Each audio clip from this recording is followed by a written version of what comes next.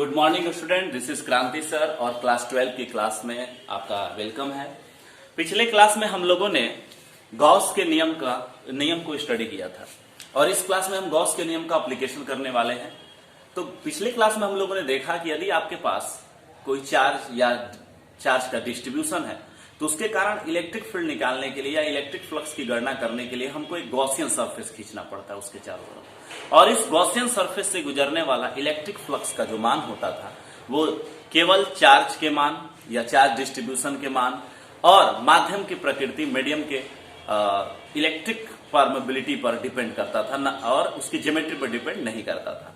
तो पिछले क्लास में हम लोगों ने जो स्टडी किया उसके अनुसार किसी बंद सतह से गुजरने वाला इलेक्ट्रिक फ्लक्स उस सतह द्वारा परिबद्ध आवेश का 1/ε0 गुना होता है, और इस नियम को हमने क्या बोला था? गॉस का नियम बोला था। ओके, आज के क्लास में हम लोग गॉस के नियम का क्या करने वाले हैं? एप्लीकेशन करने वाले हैं। तो हमारा टॉपिक है application of Gaussian law, Gauss के नियम का अनुप्रयोग।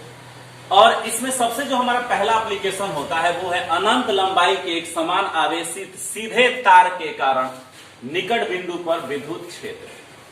अनंत लंबाई के एक समान आवेशित सीधे तार के कारण निकट बिंदु पर विद्युत क्षेत्र, electric field due to infinite long charge rod. यही हमारा आज का एप्लीकेशन है। तो चलिए थोड़ा शुरू करते हैं, इसको समझते हैं कि आखिर ये हमसे क्या करवाना चाह रहा है। तो विद्यार्थी, ये अगर आप इस पेन को एक चार्ज डिस्ट्रीब्यूशन की तरह समझते हैं तो आप अगर इसको अत्यंत पतला मानते हैं तो इसमें क्या है? केवल लेंथ होगा, केवल वन डायमेंशन ये बॉडी हो जाएगी। और इस पर यदि आवेश का वितरण हो जाता है तो इसको हम लोग कहेंगे लॉन्ग चार्ज रड। लेकिन ये फिनाइट है, इसका साइज इन्फिनाइट नहीं है। अगर ये माइनस इन्फिनाइट प्लस इन्फिनाइट से माइनस इन्फिनाइट अर्थात बहुत बड़ा हो जाए तो इसको हम लोग कहेंगे इन्फिनाइट लॉन्ग चार्ज रड। जैसे आप इसको ऐसे समझ सकते हैं कि ट्रांसमिशन लाइन होती है, तो ट्रांसमिशन लाइन में क्या होता है? लंबे लंबे दूर दूर तक विद्युत धारा भेजी जाती है तार द्वारा। तो अगर आप उसके नजदीक खड़े हैं और आप उसको देख रहे हैं तो आपको लगेगा इधर माइनस इन्फिनाइट से इधर प्लस इन्फिनाइट तक फैला हुआ है। तो वो जो डिस्चार्ज का डिस्ट्रीब्यूशन होता है उसको हम लोग कहते हैं इन्फिनाइट लॉन्ग चार्ज डिस्ट्रीब्यूशन, और उसी कारण हमको निकट बिंदु पर इलेक्ट्रिक फील्ड की गणना करनी है। पिछले कुछ क्लास में जब क्लासेस ऑफलाइन चल रही थी तो हमने देखा था कि हमने इस प्रॉब्लम्स को किया था, और इस प्रॉब्लम्स को करने के बाद इसका इलेक्ट्रिक फील्ड जो हमको था वो इस वायर के परपेंडिकुलर, तार के परपेंडिकुलर हमको प्राप्त हुआ। तो उसके लिए हमने क्या किया था? कूलाम के नियम का एप्लीकेशन किया था। हमने ऊपर और नीचे छोटे छोटे चार्ज एलिमेंट चुने थे और उसके कारण फील्ड की गणना हमने क्या की थी? निकट बिंदु पर की थी। हमने देखा था वर्टिकल कंपोनेंट कैंसिल हो जा रहा था तो हॉरिजॉन्टल कंपोनेंट क्या हो जा रहा था? जुड़ जा रहा था। ये हमने पिछले क्लास ऑफलाइन क्लासेस में हम लोगों ने देख लिया जब हम लोग कूलाम के नियम का एप्लीकेशन कर रहे थे। लेकिन वहां पर क्या था? सबसे बड़ी प्रॉब्लम वहां पर थी कि वहां पर ये जो प्रॉब्लम्स को सॉल्व करने के लिए हमें काफी कॉम्प्लिकेशन का सामना करना पड़ता। पहला तो वेक्टर का एडिशन करना, वेक्टर को कंपोनेंट में तोड़ना, डिकम्पोज करना, और कंपोजिशन उसको कंपोनेंट में तोड़कर और उसको क्या करना, फिर जोड़ना घटाना। ये एक सबसे बड़ा चैलेंज था आपके लिए। दूसरा चैलेंज आपको था इंटीग्रेशन। उसमें हमने देखा था कि उसको माइनस इन्फिनाइट से प्लस इन्फिनाइट के बीच इंटीग्रेशन के जगह पर हमने -π/2 से +π/2 पोलर कोऑर्डिनेट सिस्टम में इंटीग्रेट किया था, और उसके लिए हमको क्या करना होता था? y = x tan थीटा मानकर हमको फिर इंटीग्रेशन में सब्स्टिट्यूट करना पड़ता था। तो वहां पर वो थोड़ा मैथमेटिकली वो काफी कॉम्प्लेक्स था। तो और अगर आपके पास उतनी मैथमेटिकल एबिलिटी नहीं है तो आपके लिए वो प्रॉब्लम्स जो काफी भास्ट होंगे और काफी वो लेंथली होंगे और काफी आपको पकाऊ भी होंगे, जैसे आपके भाषा में। लेकिन यहां पर गॉस लॉ जो होगा वो हमें इसी प्रॉब्लम को बहुत इजीली करने के लिए आइडिया देगा। इसको हम यहां देखेंगे। तो क्या है बाबू? सबसे पहले हमको इस लॉन्ग हमने रड लिया है, ये माइनस इन्फिनाइट से क्या है? प्लस इन्फिनाइट तक है। आप देखिए इस पर चार्ज का डिस्ट्रीब्यूशन मैंने दिखाया है। विद्यार्थी, लाइन चार्ज डेंसिटी इसकी कितनी है? लैम्डा कूलाम प्रति मीटर। इसका मतलब है कि अगर ये 1 मीटर लंबा ये रड होता तो उस पर लैम्डा कूलाम का आवेश होता। तो अगर ये इन्फिनाइट है, लॉन्ग है, तो चार्ज का अगर मान होगा तो एक तरह से मानेंगे तो इन्फिनाइट ही उसको मानेंगे। लेकिन फिर तो कैलकुलेशन कैसे कर पाएंगे? तो इसलिए हमने क्या लिया है कि इसके यूनिट लेंथ पर चार्ज का मान केवल प्राप्त कर लिया, और वो क्या है? लैम्डा कूलाम प्रति मीटर, जिसको लाइन चार्ज डेंसिटी कहा जाता है। Okay, good.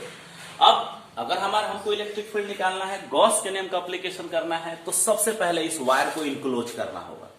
अब सवाल है कि इस वायर को इनक्लोज कैसे करेंगे? कौन से ऐसे ज्योमेट्री है जो वायर को इनक्लोज कर दे, तो वायर तो इन्फिनाइट है, तो इसको इनक्लोज इन्फिनाइट तक तो हम कर नहीं सकते हैं।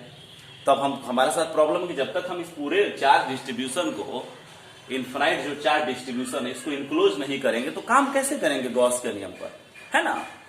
तो अगर हम इस एक ऐसा ज्योमेट्री लेते हैं जो इस इन्फिनाइट वायर को कंप्लीटली इनक्लोज करता है, तो उस ज्योमेट्री के भुजाएं या उस ज्योमेट्री के जो लेंथ होंगे, वो कोई भी भुजा हो, त्रिज्या हो, अगर गोले से इनक्लोज कर रहे हैं, बेलन है, लेंथ बेलन है तो लेंथ से, लंबाई से इनक्लोज करेंगे, वो इन्फिनाइट हो जाएगा। और चार्ज का डिस्ट्रीब्यूशन भी क्या होगा, इन्फिनाइट।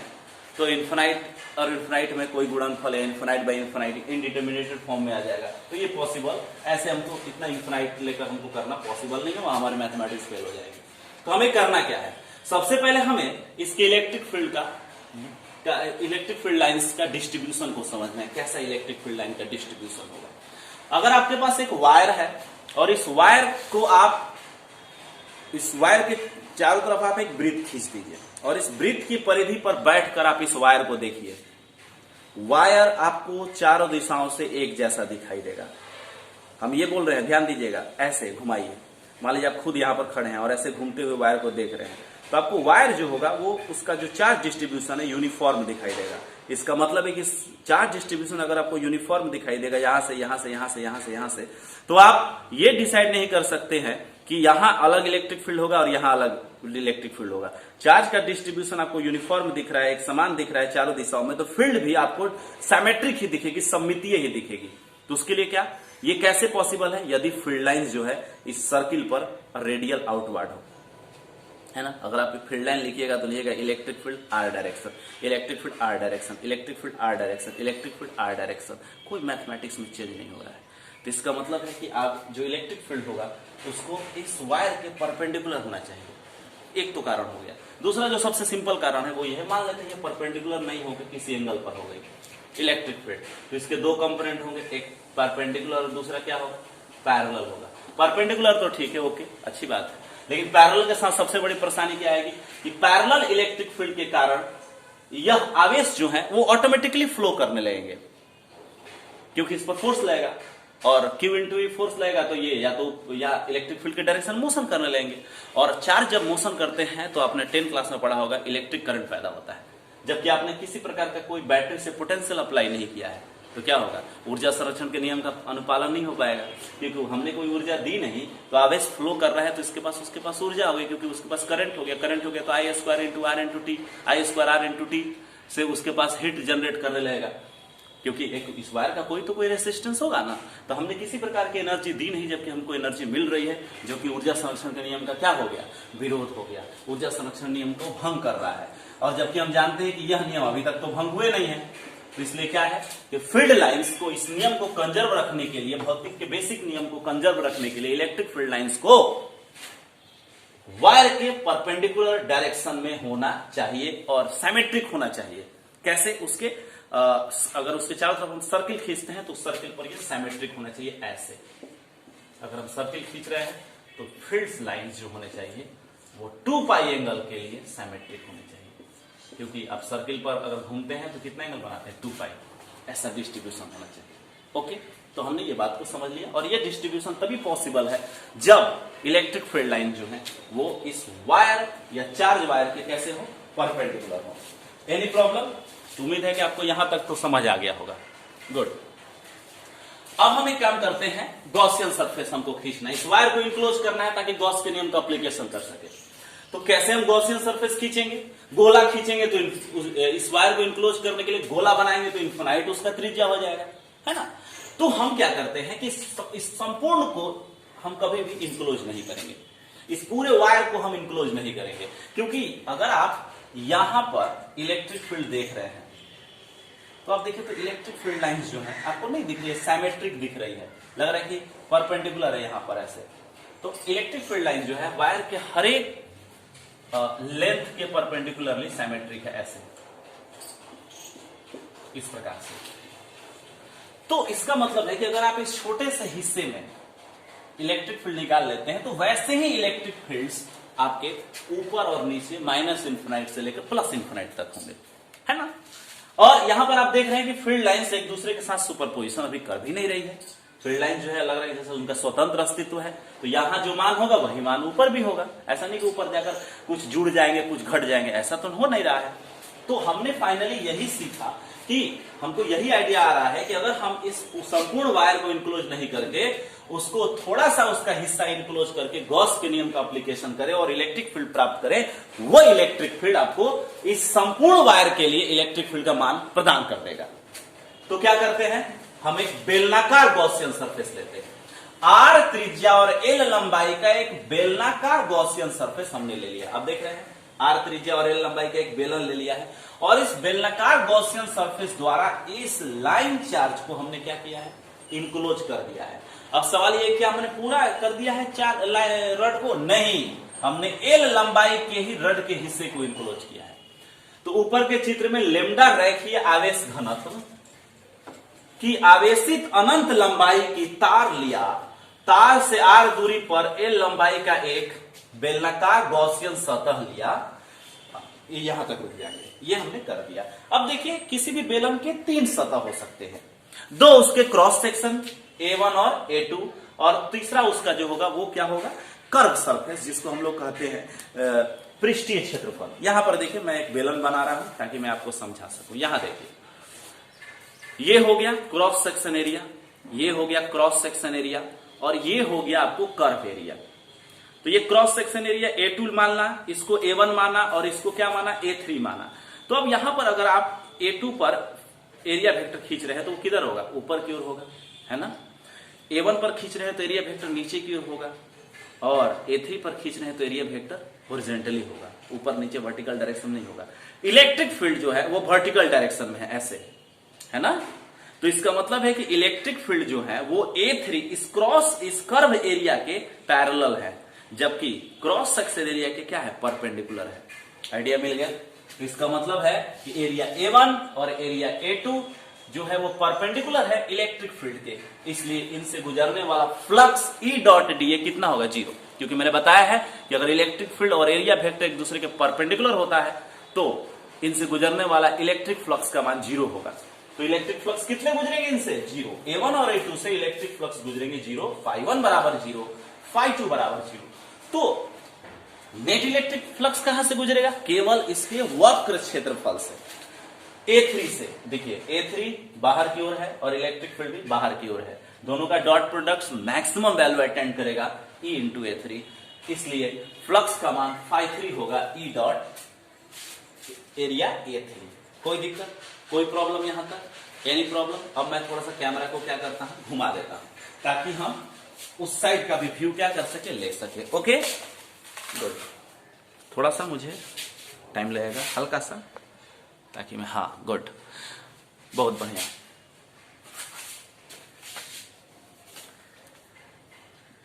वहां पर मैं एक्सप्लेन कर दूंगा जो चीजें यहां नहीं लिखेंगे, ठीक है।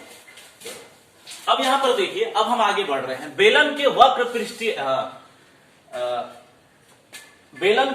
पृष्ठीय क्षेत्रफल A3 से गुजरने वाला फ्लक्स, केवल फ्लक्स गुजरेगा। हमने क्या बताया आपको कि अगर आपके पास, मैं यहां पर फिर से ड्रॉ कर देता हूं चित्र को, गॉसियन सरफेस को, ये हो गया A2, ये हो गया A1 और ये हो गया A3 और इलेक्ट्रिक फील्ड भी जो है वो A3 के डायरेक्शन में है, इन दोनों के क्या है, परपेंडिकुलर है। तो A1 A2 से तो फ्लक्स नहीं गुजरेगा, φ1 बराबर 0 और φ2 बराबर भी कितना होगा, 0। लेकिन डेड फ्लक्स कहां से गुजरेगा, कर्व क्षेत्रफल से, वक्र पृष्ठीय क्षेत्रफल से। गुड। तो यहां पर अगर आप टोटल फ्लक्स कैलकुलेट करना चाहते हैं इस गॉसियन सरफेस से, तो φ1 फर्स्ट क्रॉस सेक्शन एरिया से, φ2 सेकंड क्रॉस सेक्शन एरिया से और φ3 कर्व एरिया से गुजरने वाले फ्लक्स को क्या करेंगे, जोड़ देंगे। आपने देखा कि क्रॉस सेक्शन एरिया जो है उनसे कोई फ्लक्स नहीं गुजरा है, क्योंकि क्रॉस सेक्शन एरिया और इलेक्ट्रिक फील्ड लंबवत है, तो ये φ1 और φ2 कितना होगा, 0 हो जाएगा। φ3 कितना हो जाएगा। आपको 10 क्लास की बेसिक ज्योमेट्री अगर आती है तो आप जानते हैं कि बेलन का पृष्ठीय क्षेत्रफल, अगर आपके पास एक बेलन है और उसका रेडियस r है और लेंथ l है, तो इसका जो पृष्ठीय क्षेत्रफल होता है, ये वाला जो भाग होता है, ये जो भाग होता है, इसका क्षेत्रफल का जो मान होता है वो होता है 2 पाई r इंटू l, जहां r रेडियस है और l क्या है, बेलन की लंबाई है। तो आपने जो गॉसियन सरफेस खींचा है वो r त्रिज्या और l लंबाई का है। तो इससे क्या हो गया, 2 पाई आर एल इसका पृष्ठीय क्षेत्रफल हो गया, E हो गया और A हो गया, और ये इलेक्ट्रिक फील्ड कितना हो गया, E हो गया, क्योंकि आप जानते हैं कि ये जो मान होगा φ3 का वो होगा E इंटू A3, और A3 क्या है, क्रॉस आपका वक्र पृष्ठीय क्षेत्रफल है, कर्व एरिया है, तो E तो जस्ट का था, और A3 का मान कितना हो गया 2 पाई R इंटू एल। गुड, तो कुल फ्लक्स कितना हुआ इस गॉसियन सरफेस से गुजरने वाला, 2 पाई R L इंटू E। बहुत बढ़िया, अगर आपको फ्लक्स आपके पास हो गया, ओके, और अब आपको क्या चाहिए, गॉस का अगर आप नियम एप्लीकेशन करते हैं तो फ्लक्स होता है Q enclose Bata epsilon not. अब आपके पास Q इनक्लोज नहीं है, अगर आपके पास Q इनक्लोज हो जाए तो आप फ्लक्स का मान रखेंगे, तो यहां आपको इलेक्ट्रिक फील्ड है, आप इलेक्ट्रिक फील्ड की गणना कर सकते हैं। अब सवाल यह है कि Q इनक्लोज तो है नहीं आपके पास, तो सवाल यह है कि हम कैमरा को घुमाए तो मेन पिक्चर पर जाएगा, लेकिन हम यहां पर आपको दिखा रहे हैं ज्यादा, तो फिर घुमाने की जरूरत नहीं है। यही आपका रॉड था, चूंकि ये रॉड इन्फिनाइट है, हम इसको ऐसे दिखा देते हैं, माने माइनस इन्फिनाइट से प्लस इन्फिनाइट, इसके चारों तरफ आपने एक गॉसियन सरफेस खींचा था, ये वाला। ओके, अब गॉसियन सरफेस कितने लेंथ का है, एल लेंथ का है, तो इसका मतलब है कि अगर ये गॉसियन सरफेस कितना चार्ज इनक्लोज करेगा, तो ये एल लंबाई के ही रॉड का ही चार्ज इनक्लोज करेगा, और डेंसिटी कितना है, चार्ज डेंसिटी लेमडा कूलम प्रति मीटर है, तो इनक्लोज चार्ज कितना हो जाएगा, इकाई लेंथ पे है लेमडा, और कितना लेंथ है गॉसियन सरफेस का एल, तो गॉसियन सरफेस कितना चार्ज इनक्लोज कर रहा है, एल लंबाई के रॉड पर, रॉड का चार्ज इनक्लोज कर रहा है, तो क्यू इनक्लोज जो होगा वो हो जाएगा लेमडा इंटू एल। कितना हो जाएगा बाबू, लेमडा इंटू एल हो जाएगा। तो यहां पर देखिए, अब हमने परिबद्ध आवेश को लिखा है, इनक्लोज चार्ज कितना हो गया, लेमडा इंटू एल हो गया।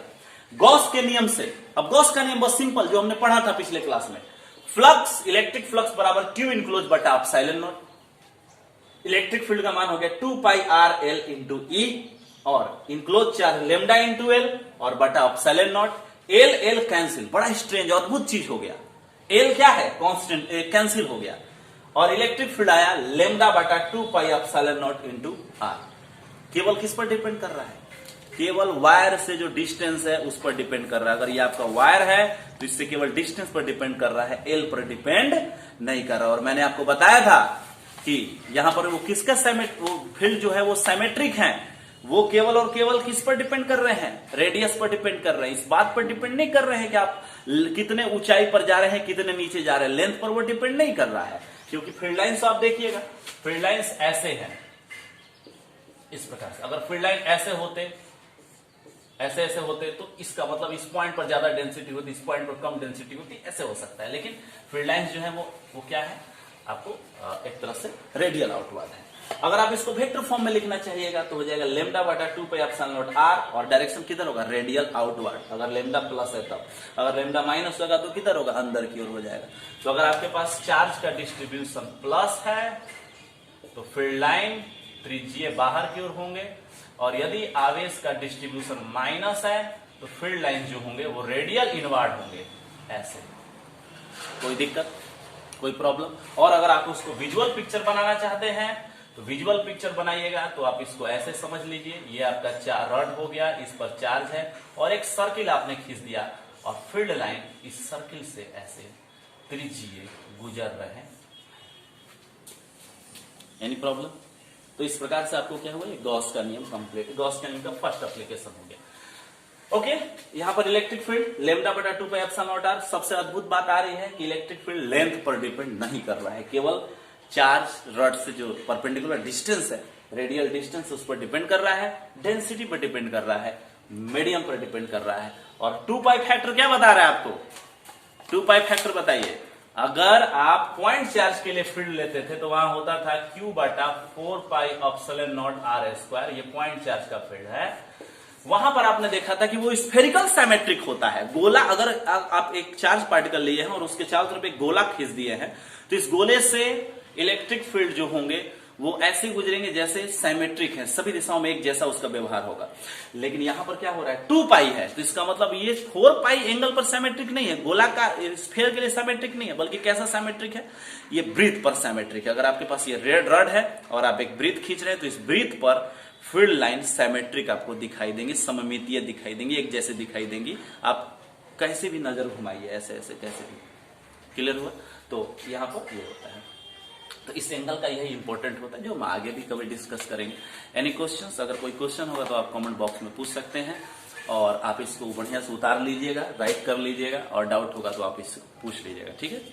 ओके, और अभी थोड़ा सा इसके ग्राफ पर हम लोग डिस्कशन करने वाले हैं।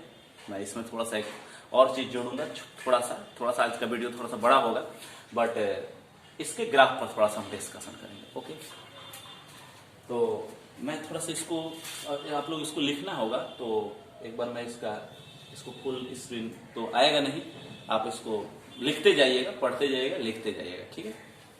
अब मैं इसके ग्राफ पर थोड़ा सा आपके साथ डिस्कशन कर रहा हूं। ओके, तो मुझे थोड़ा सा स्पेस बनाना होगा, तो ग्राफ पर मैं थोड़ा सा डिस्कशन जब करूंगा तो मैं थोड़ा सा स्पेस बनाऊंगा और ये जो स्पेस होगा वो यहां पर मैं बना देता हूं जहां पर मैंने ऊपर के चित्र में जो इसके बारे में जो मैंने लिखा है वहां पर ऐसे यहां पर, ठीक है। अब ध्यान रखिएगा, आप लोग जब लिखना शुरू कीजिएगा तो शुरू से वीडियो चालू करके लिखिएगा, ये नहीं कि यहां से लिखना शुरू कर दीजिएगा तो ये इसके बाद आपको ग्राफ आ जाएगा।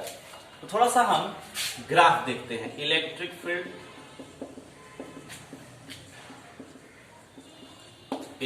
फील्ड और डिस्टेंस ग्राफ, जिसको हम लोग ER ग्राफ बोलते हैं। इसका ग्राफ कैसा होगा, बहुत छोटा सा टॉपिक है। तो इसका ग्राफ कैसा होगा विद्यार्थी, तो सबसे पहले इसको देखिए, इलेक्ट्रिक फील्ड जो है वो है लेमडा बटा 2 पाई एप्सिलॉन नॉट इंटू क्या होगा, R होगा। यहां पर देखिए, इसका मतलब है कि E और R के बीच ग्राफ खींचना है तो इनके व्यवहार को देखते हैं। E प्रोपोर्शनल 1/R या E इनवर्सली प्रोपोर्शनल R, और यह जो ग्राफ होता है वो कैसा होगा, हाइपरबोलिक ग्राफ होगा, हाइपरबोलिक ग्राफ होगा। और अगर आप इसको प्लॉट करते हैं तो यहां पर अगर आप R लिखते हैं, यहां E लिखते हैं, तो ये जो होगा वो इस प्रकार से होगा। इलेक्ट्रिक फील्ड हाइपरबोलिक डिक्रीज करेगा। पॉइंट चार्ज के लिए देखिएगा, याद आ रहा है आपको, पॉइंट चार्ज के लिए इलेक्ट्रिक फील्ड 1/r² का फंक्शन होता था। इसका मतलब नजदीक जाने पर फील्ड तेजी से बढ़ेगा और दूर जाने पर तेजी से क्या होगा, घटेगा। ये तेजी से इंक्रीजिंग डिक्रीजिंग फील्ड है। जबकि अगर आप लाइन चार्ज के लिए हैं तो यह फील्ड स्लोली इंक्रीज करेगा, स्लोली डिक्रीज करेगा। तो पॉइंट चार्ज की अपेक्षा दूर जाने पर फील्ड का मान थोड़ा स्लो घटता है लाइन डिस्ट्रीब्यूशन में, जबकि अगर आप उसको डिस्ट्रीब्यूट करते हैं किसी पॉइंट चार्ज के लिए तो वो तेजी से डिक्रीज करेगा। अब आगे देखिएगा, यदि आपके पास इन्फिनाइट प्लेट होगी तो वहां पर फील्ड्स जो है वो न इंक्रीज करते हैं ना डिक्रीज करते हैं, बल्कि यूनिफॉर्म रहते हैं। तो ये क्या हो गया, आपका ग्राफ हो गया। तो इस ग्राफ को थोड़ा सा आप ध्यान रखें, क्योंकि अगर आप, मैं इसको टेस्ट में भी दे सकता हूँ, एग्जाम में भी इस ग्राफ से अगर क्वेश्चन आ जाए, अगर आप मेडिकल करते हैं नीट के लिए तो इसमें से कुछ क्वेश्चन बन सकते हैं। तो ये आपका क्या हो गया, ग्राफ हो गया। और चार्ज का, और जहां तक डिस्ट्रीब्यूशन की बात है कि इलेक्ट्रिक फील्ड का डिस्ट्रीब्यूशन कैसा होगा, तो उसको मैं यहाँ पर थोड़ा सा प्लॉट कर देता हूँ आपको, ताकि आप मेंटल पिक्चर बना सके। इसको आपको ये वाले भाग को लिखने की जरूरत नहीं है, आपको बस मेंटल पिक्चर बनाने के लिए है। मैंने वायर के चारों तरफ ऐसे सर्कल बना दिया है जो 2 पाई के लिए, और यहाँ से फील्ड लाइन जो है